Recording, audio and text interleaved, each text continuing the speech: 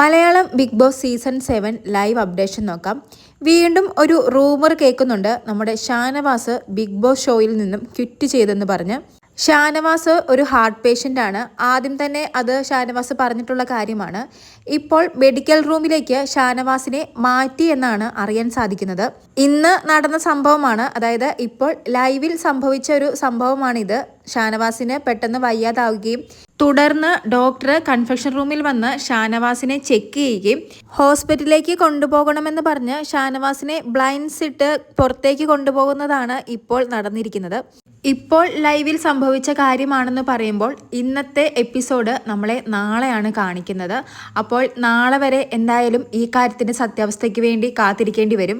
ഇപ്പോഴുള്ള വിവരം വെച്ച് നോക്കുമ്പോൾ ഷാനവാസിനെ മെഡിക്കൽ റൂമിലേക്ക് മാറ്റിയെന്നാണ് അറിയാൻ സാധിക്കുന്നത്.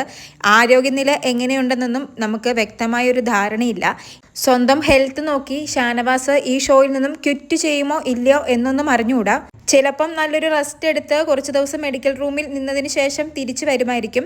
എന്താണ് എന്നറിയാൻ വേണ്ടി നാളത്തെ ലൈവിന് വേണ്ടി നമുക്ക് കാത്തിരിക്കാം. നാളെ വീക്കെൻഡ് എപ്പിസോഡ് ഉള്ളത് കൊണ്ട് തന്നെ ഷാനവാസിൻ്റെ കാര്യം അറിയണമെങ്കിൽ എപ്പിസോഡിന് വേണ്ടി കാത്തിരുന്നിട്ട് കാര്യമില്ല, ലൈവ് തന്നെ കാണേണ്ടി വരും.